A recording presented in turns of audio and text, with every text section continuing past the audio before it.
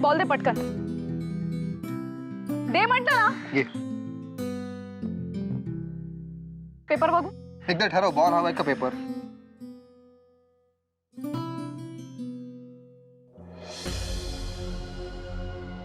अरे काय करतात हे माणसं? कोण भरवत असेल ह्यांच्या डोक्यात हे खूळ? प्रत्येकाची आपापली कारणं असतात. निरपराध माणसांना मारणाऱ्यांची काय कारण असतील? जाऊ दे, सोडतो विषय. सोडून दे कसं? IPS ची एक्झाम देते मी. उद्या पोलीस मध्ये भरती झाल्यावर अशीच कामं करायची आहेत मला रोज. हो, पण त्याची सुरुवात आतापासून कशाला? म्हणजे आपल्या आजूबाजूला इतक्या भीषण घटना घडत असतात, त्यासाठी आपण अलर्ट नको राहायला? या एक्स्ट्रीमिस्ट लोकांनी ना शहराला वेठीस धरलंय. लोकांना घाबरवण्याची एक संधी सोडत नाहीत अशी माणसं. आज बॉम्बस्फोट काय, उद्या धमक्या काय, परवा आणखी काही. एकदा मी IPS झाले ना की ह्या लोकांना शोधून शोधून उडवणार आहे केकाला. साक्षी, आजकाल या घरात फक्त मारामारी आणि उडवाउडवी हीच भाषा चालू असते. राजेश शिर्केंशी पंगा घेतल्यापासून तूही खूप चिडचिडी व्हायला लागलीस. घरातल्या गोष्टींनी सुद्धा वैतागली आहे मी. का? पुन्हा भांडण? काकू रे. बरं ते सोड. माझं तुझ्याकडे काम होतं. काय? तू दादूंना भेटायला जाताना मला नेशील तुझ्या बरोबर? हे काम आहे तुझं? चल माझ्या बरोबर. नाही म्हटलं, तुला आवडतंय नाही आवडत? कसं आहे, लोकांच्या रिलेशन्स मध्ये लुडबुड करायला मला स्वतःला नाही आवडत. मलाही नाही आवडत. हा? पण काही एक्सेप्शन्स चालतात.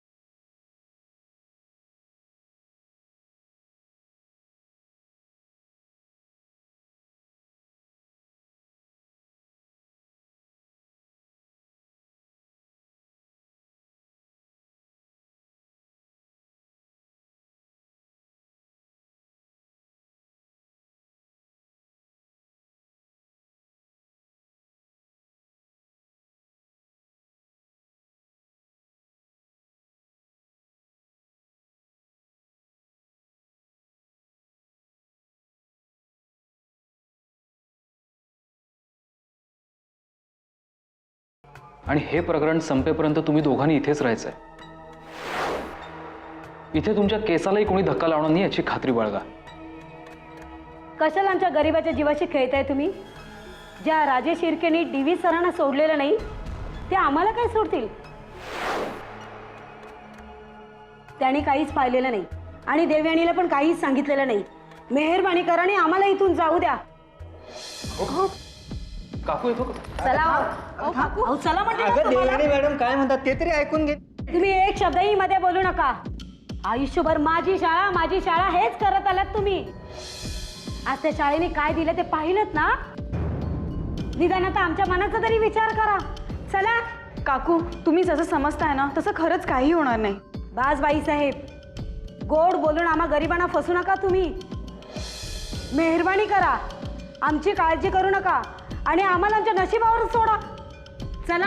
अहो काका, काका तुम्ही चला म्हणते ना. देवयानी मॅडम, माझी शपथ आहे तुम्हाला. देवयानी चला तुम्ही. असं चला. काय करताय, प्लीज. मॅडम? माझ्या अहो, पोराची शपथ आहे तुम्हाला.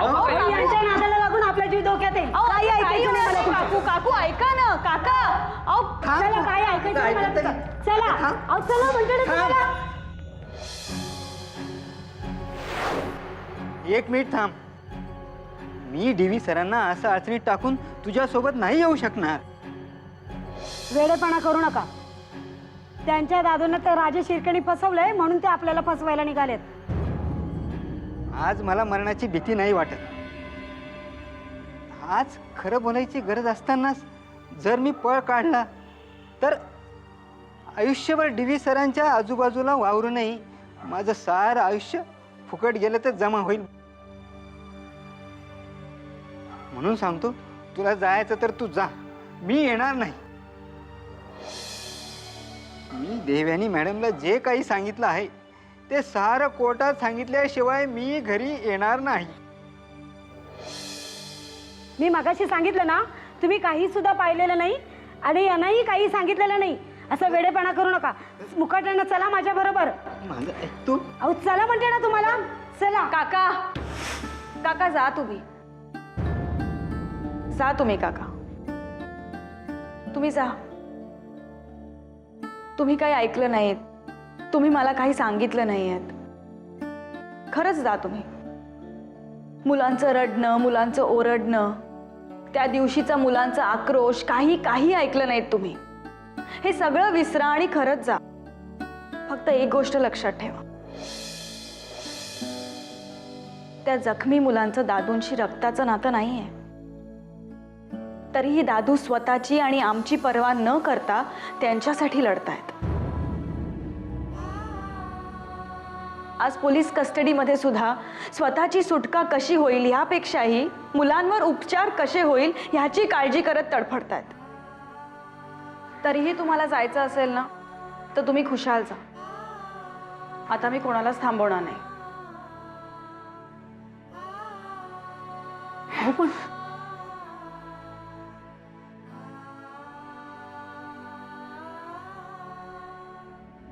मॅडम, चुकलं माझं. ओ काका काका असं काय करताय? बसा इकडे, बसा. नाही जाणार मी, नाही जाणार. काका तुम्ही काही काळजी करू नका, खरंच काही होणार नाही.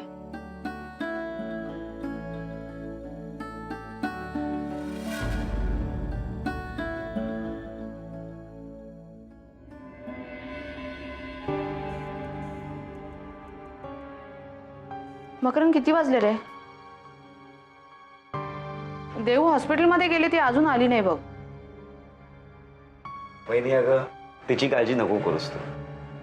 हरी काकांना भेटायला जाते असं सांगून गेली असली तरी तिथे गेल्यावर सगळ्यांची जबाबदारी तिच्यावरच आहे ना. 2 घास खाऊन जायचं ना, मग किती काळजी लागून राहते इथे. आई, आता तू काळजी करणं कायमचं सोडून दे. देऊ, काका, बऱ्याच दिवसानंतर ह्या प्रकरणातून बाहेर पडण्यासाठी मार्ग सापडलाय. हो, म्हणजे अगं काय झालं तरी काय असं? हरी काका शुद्धीवर आलेत आणि त्यांनी स्वतः मला सांगितलंय की शाळेत घडलेला प्रकार अपघात नसून घातपात आहे.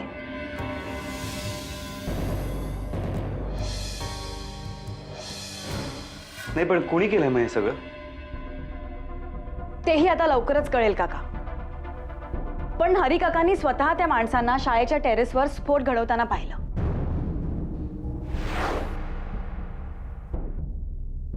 आता दादूंना सोडवण्यासाठी हरी काकाच आपल्याला मदत करू शकतील. अच्छा, म्हणजे हरी काकांनी जर काय माणसांना ओळखलं तर मग या कटामागचा खरा चेहरा सगळ्यांसमोर येईल. हो, आणि दादूंना घातपाताचा संशय होताच, म्हणूनच राजेश शिर्केंनी त्यांना अटक होईल अशी व्यवस्था केली. पण आता दादू पोलीस कस्टडीमधनं नक्की सुटतील. पण मग हरी काकांच्या बरोबर कोण आहे आता? त्यांच्या जीवाला धोका आहे असं समजूनच अर्जुननी त्यांची जबाबदारी घेतली आहे. हरी काकांची काळजी घ्यायला हवी. हो, खरंच ग. आणि आता तुला सुद्धा स्वतःची काळजी घ्यायला हवी. चल, आधी 2 घास खाऊन घे आणि मग काकाशी बोलत बस निवांत. चल ये.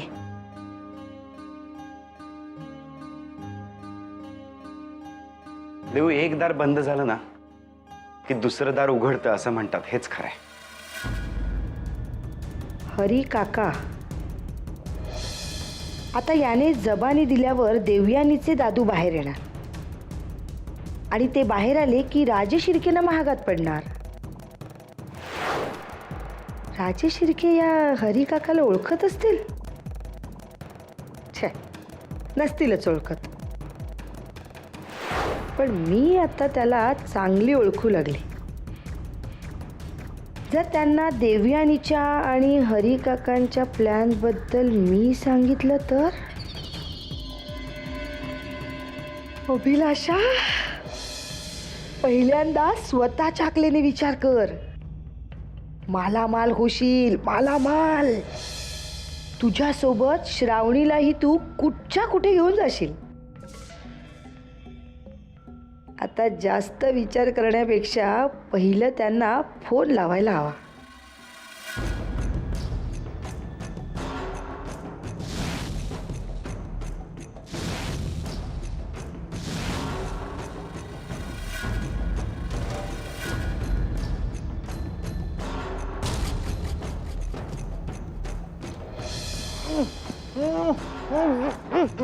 अहो वाचवा, अहो वाचवा कोणीतरी, अहो यांना वाचवा, अहो वाचवा कोणीतरी. काकू काय झालंय? काय झालं? अहो त्यांना काय? त्यांना कोणतरी मारत होता. आता खरं सांगते मी तुम्हाला. कोणी नाहीये काकू. हे बघा, रिलॅक्स, शांत व्हा. नाही हे बघा, तुम्हाला स्वप्न पडलं असेल. बघा, घाबरू नका, मी आहे ना. काका तुम्ही शांतपणे झोपा. नाही हो, त्याला तुम्ही झोपा सांगतोय ना मी. हे विक्रमादित्यंचं काही कळतच नाही. माझा फोन उचलत नाही, स्वतःही फोन करत नाही. अहो उचला, तुमच्याच फायद्याचा आहे, उचला. शेवटचं ट्राय करते.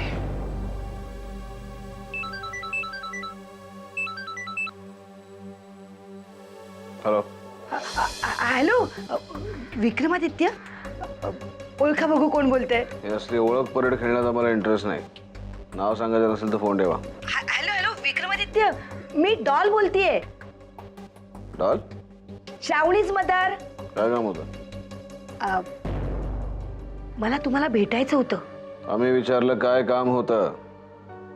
ते फोनवर नाही सांगता येणार. मग आम्हाला भेटणे शक्य होणार नाही. गोष्ट तुमच्या फायद्याची आहे. आमचा फायदा काय आणि तोटा काय हे तुम्ही आम्हाला सांगण्याची गरज नाहीये. फोन ठेवा. विक्रमादित्य, देवयानीने तुम्हाला भेटायचं नाकारून जेवढं स्वतःचं नुकसान करून घेतलंय त्याच्यापेक्षा जास्त नुकसान तुम्ही मला न भेटून करताय. असं असेल तर मग भेटूया, बोलूया. तुम्ही म्हणत असाल तर मी आताही तुम्हाला भेटू शकते. बघा. नाही, आज नाही, उद्या सकाळी. मलाच या. ठीक आहे. बाय. बाय.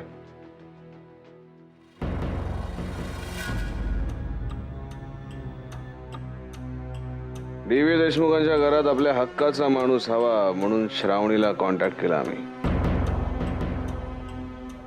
त्या दिवसापासून ही बाई आम्हाला भेटायचा प्रयत्न करते. खूप वाट बघायला लावली तिला, पण आता भेटायला हरकत नाही. कारण अशी माणसं लालूच दाखवली की काहीही करायला तयार होतात.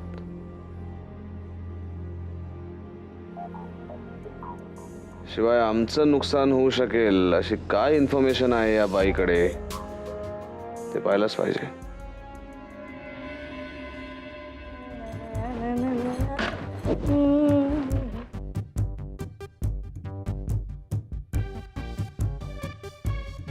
अभिलाषा, तू काय करतेस याची कल्पना आहे तुला? तुझ्या घरच्यांच्या विरोधात जाऊन तू राजशिर्केनं सामील होतेस. तुझ्या जवळची माहिती तू त्यांना पुरवलीस तर कदाचित बाबा जेलमधून कधीच बाहेर येऊ शकणार नाहीत. तू त्यांना सामील होतेस. हे जर देवयानी, साक्षी आणि प्रतीक्षा बहिणी यांना कळलं तर? आणि श्रावणीचे बाबा, त्यांचं काय होईल? तर काय होणार आहे? आत्तापर्यंत कधीच अडवू शकले नाहीत ते मला. राजशिर्केनं भेटून जर माझं आणि माझ्या मुलीचं भलं होत असेल तर का करू नये मी? देशमुखांचं दारिद्र्य अजून किती दिवस सहन करायचं? ते काही नाही. संधी ही एकदाच येते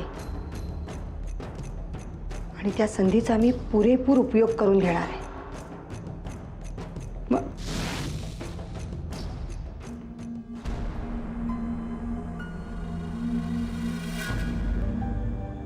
साक्षी, देऊ कुठे गेले ग? अर्जुनकडे गेली. का, काही विशेष? काका, अरे हरी काकांनी ज्या माणसांना टेरेसवर पाहिलं होतं ना, त्यांच्या स्केचेस तयार केले जाणार आहेत.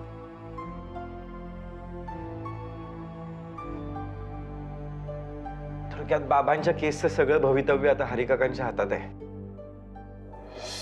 हरी काकांवर या प्रकरणाचं दडपण येऊ नये म्हणून देव स्वतः तिकडे गेली. काका, एकदा काही करेक्ट स्केचेस तयार झाले ना की मग हे प्रकरण चुटकीसरशी सुटेल.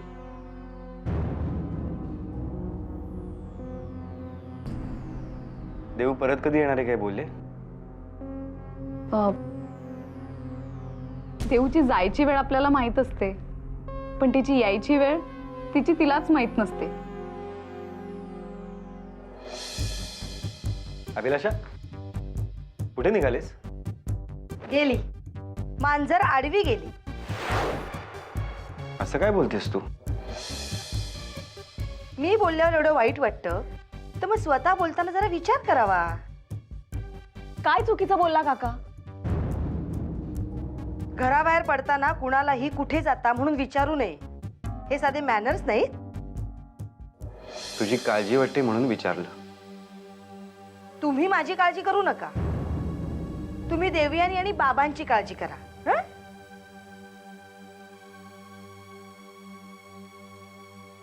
जाते मी. तुमच्यामुळे मी सुद्धा चुकीचं बोलले. येते मी. का?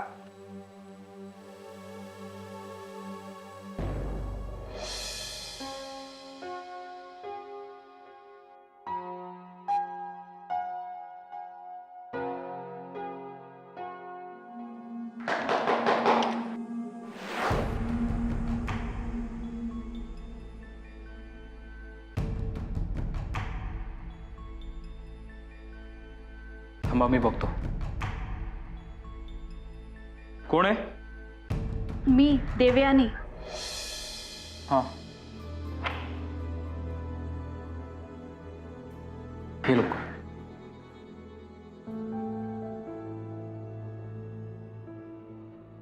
ये, मी किचन मध्ये.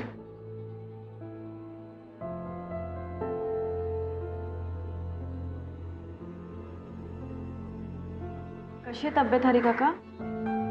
हो, रात्री झोपेत सुद्धा टीव्ही सरांबद्दल बरळत होते. घ्या बघू. त्यांची मनस्थिती मी समजू शकते. मी आलेच. हा,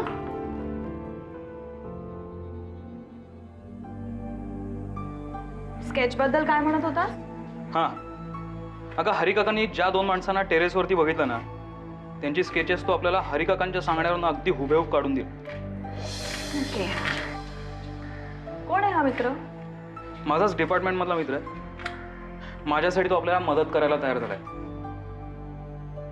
एकदा का तिने आपल्याला स्केचेस काढून दिली ना की मग आपलं अर्ध काम झालंच समज.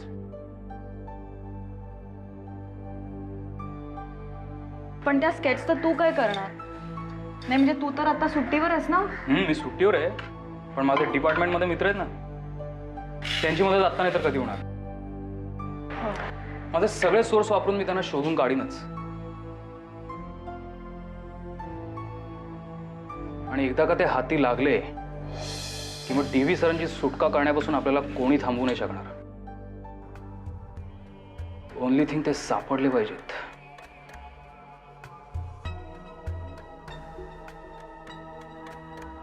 हरी काका ह्या अशा परिस्थितीत आपल्याला कोऑपरेट करतील? मला तेच टेन्शन आहे. पण आपण त्यांना पूर्वकल्पना देऊया. तुला काय वाटतं?